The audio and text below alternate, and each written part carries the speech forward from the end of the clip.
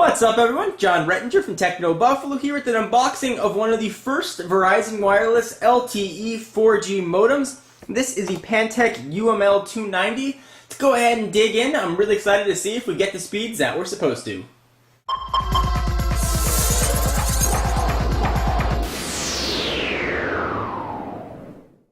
So a real quick overview about the 4G services Verizon is offering. It's going to be available in 38 metropolitan cities and 60 airports. From a cost standpoint, for $50, you're going to get 5 gigs of data, and that is up and down.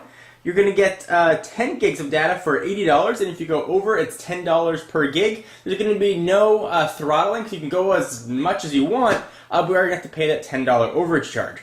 So 4G, let's talk about speeds. You're going to get 5 to 12 megabits per second down and 2 to 5 megabits per second up. And if you're wondering how fast that is, go to speedtest.net on your current home connection and run a quick test and see how fast your network is going to be, because chances are your home network is probably going to fall on the same speeds that this Verizon Wireless 4G modem is supposed to get. And these are real world speeds. I've seen tests of this getting upwards of 20 megabits per second down.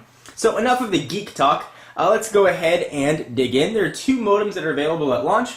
One is the Pantech UML290. It's got a few tricks up its sleeve, and the other, I believe, is the LG VL600. Let's go ahead and open this up. You can get these, actually both modems, available off contract, so you don't have to pay any sort of early termination fee, and you don't have to worry about signing a 2-year deal for $249 each. Otherwise, if you want to sign a contract, they're going to be $99 each.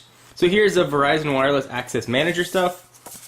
You are going to only be able to use this, at least for right now, on PCs. There's not Mac support, so I'll be trying Parallels with my MacBook Air and see if this works. So consumer information, tips and tricks and shortcuts, push that off to the side. We've got some sort of cable, not sure what this is.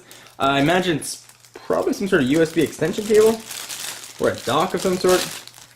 It looks like it is a USB extension cable. So we'll take a look at why this might be important in just a minute.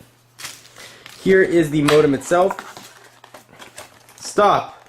Software installation required. Alrighty.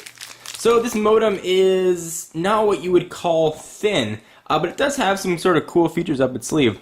So you can go ahead and rotate the cover here left to right to reveal. There's a little USB port you can go ahead and plug in.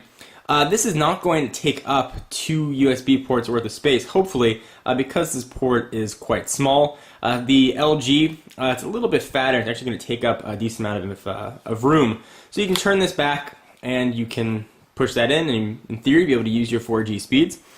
This does have a micro SD card slot, I believe, for some expanded storage, or that might just be the SIM card slot, which is probably a bit more realistic. So yeah, that is just a SIM card slot. Let me correct myself, that does not have a micro SD expansion card slot. You're probably wondering why this has a SIM card slot. You've never seen real SIM cards on any other Verizon wireless devices in the past. Well, it's because the 4G technology it's using is called LTE, which is actually a GSM-based technology which uses SIM cards.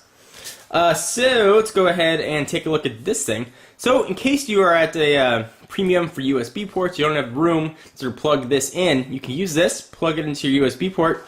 This guy is going to plug in right into the end of it. So in case you're sort of one of the computers that has ports next to each other and you're not going to be able to access whatever you need, go ahead and plug this in. And this little clip here, actually, you can put that right on top of your laptop, and you sort of use this antenna to get a bit better reception. So push it down, there's the top of your computer, and you are off. So it's by no means a small looking device. It's certainly a little bit larger, but you sort of expect that with the first generation of 4G modems. So let's take a look at that SIM card slot, because it is indeed going to need a SIM card, which is kind of weird to see on a Verizon device. So go ahead and push that out.